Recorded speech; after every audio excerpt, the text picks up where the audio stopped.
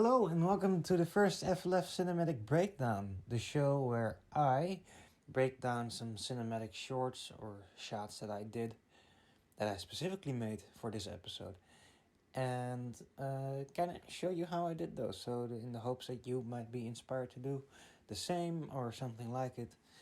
I don't know, just to get you out there. With that said, I spent yesterday making this first short, so we're gonna watch it now, and then we're gonna break it down for you afterwards. With that said, enjoy.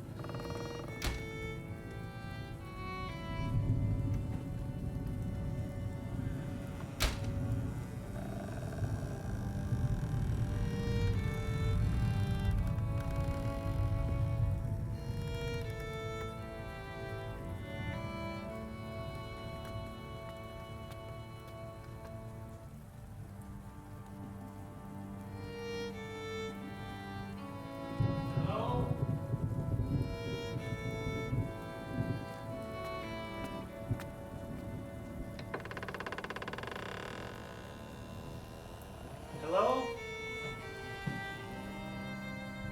Federal agent, I'm armed. Anybody here?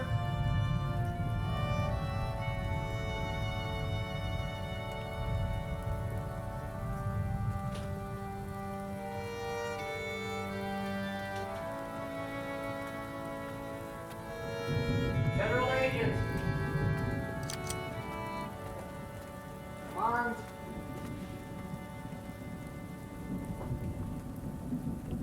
Hello? Anybody here?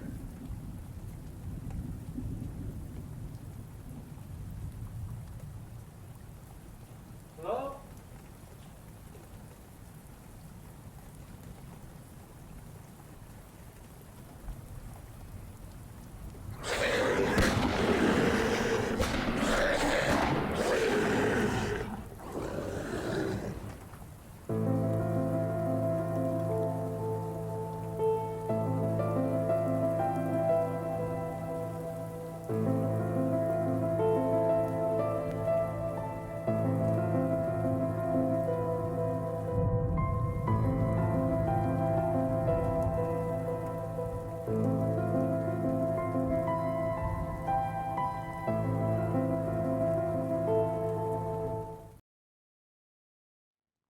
Alright, and we're back.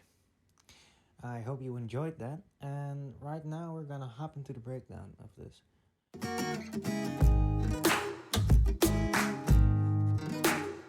You might have been looking at that and thinking, oh my god, horror again, does this guy ever do anything else? And the short answer is no. Well, that's not really true.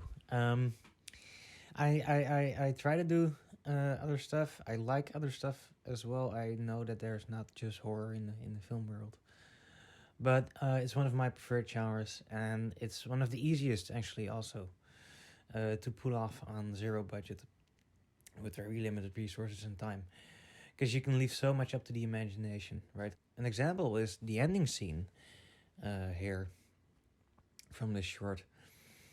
Is there's no image, right? There's just the sound. So you hear the monster and you hear his gun going off, and then the intro starts playing, which is an homage to my favorite series, one of my favorite series ever, X-Files. So that's kind of why I chose to go with that, because I had limited time, limited resources, and in the end of the day, that is a huge factor in deciding what you're gonna make. Is what do I have, right? You can sit at your desk for hours at end, thinking about how you really want to make that huge sci-fi Star Wars like thing, but if you don't have any money or any time, that's probably not gonna happen. So you're gonna have to either find the money and make the time, or do something else that's still fun and kind of build your experience and portfolio towards that.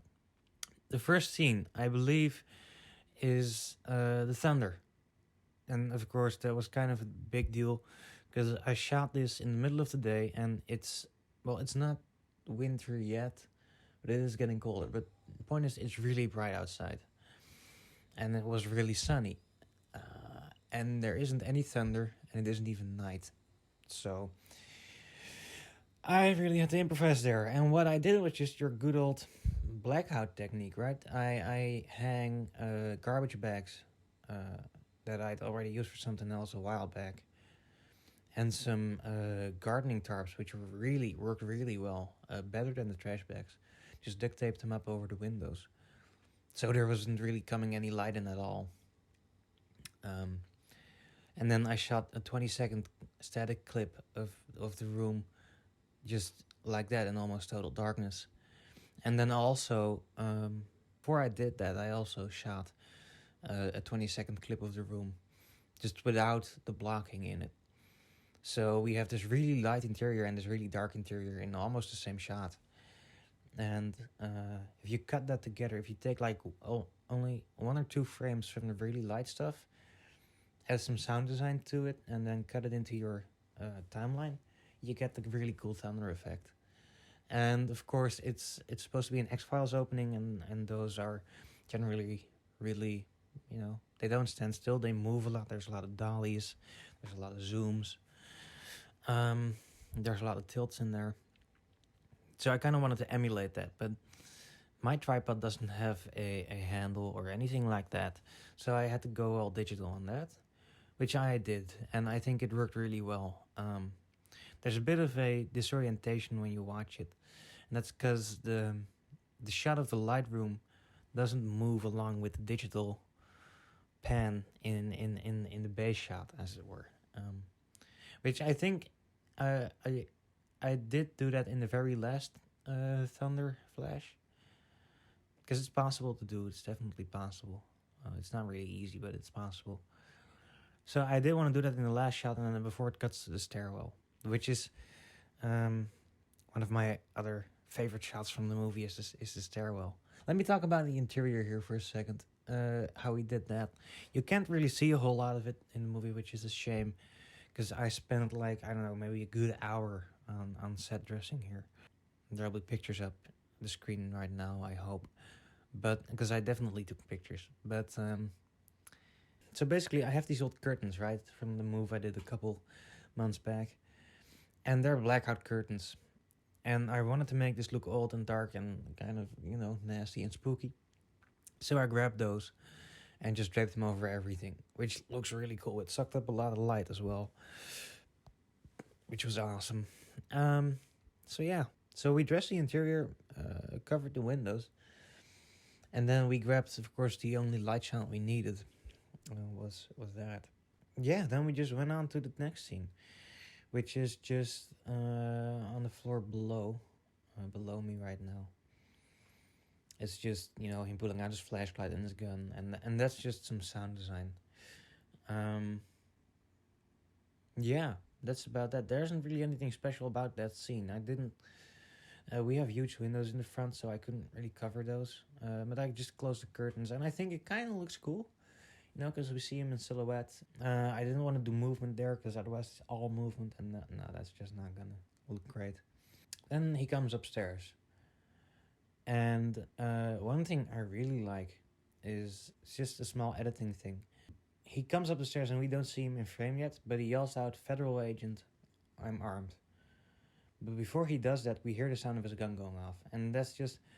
It was there by accident. That's a little sound effect. That was there by accident. I wanted it to come up as soon as he walked into frame. And that just ended up there by accident. And I liked it really, because it enforces his statement of "I'm armed, I have a gun." Because, there's a monster and his gun doesn't do anything about it. Spoiler alert. No. So that was just an accident. But sometimes accidents happen and they turn out awesome. So that's that. And then, of course, he walks into frame. And then he walks out of frame. But he walks behind something and then he gets eaten. And then we roll the intro. So at first we were gonna have a different ending in that, which I shot as well. It was just him in this room, and you would have seen more of the room as well. And which he turned around, because there's a mirror right behind me, which is it's there. And that mirror, this whole thing came about because I was bored, basically. And I was looking at the mirror and just seeing myself in that mirror, that I'm not startled by that anymore. I never actually really was. But like, I can't imagine somebody just staying over here and waking up at night and just seeing that mirror. Just seeing somebody stand up in front of them, which is actually their reflection. I mean, that would scare me to bits. So I that was kind of like the running gag that I wanted in this short to begin with. As you know, there's this whole tense build up, and then we hear the monster, and there's stuff, but we hear it in the background. And then he gets into this room, and then he's just very busy with all the stuff over there. And because it was in this room, if you didn't notice. Then he turns around and he gets scared by his reflection. That was kind of the joke that I wanted to go for. and I think this hit the right balance between being serious and just obviously, well, amateur hour actually. That's the last shot of the movie. He gets eaten. Well, I don't know. That just came about in the edit, and I think it turned out well. You may not think it turned out well, but it's my show, and yeah, I'm really looking forward to doing more of these, especially now since I made the whole cinematic intro thing. I hope you like that, by the way. I'm looking forward to doing more of these. These are bigger videos to do. They cost a lot more energy. It costs a lot more time. Because this took 2 days. So yeah, that's it. I hope you enjoyed. I hope you'll like and subscribe, because we are almost at 60, guys. We are 1 subscriber away from 60 subscribers, which means there is 60 people enjoying my stuff enough that they'll subscribe. Which I know doesn't sound like a lot, but 60 people can fill up this house real quick. So that's still a lot of people. And I'm immensely grateful for even the 60. Or the 59, rather, right now. But I really hope we get to 60. So if you're watching this and you haven't subscribed yet, what are you doing? Go subscribe. Unless you're Louis. Hi, Louis. Shout out to you, buddy. But I hope to see you very soon in the next one. Bye-bye!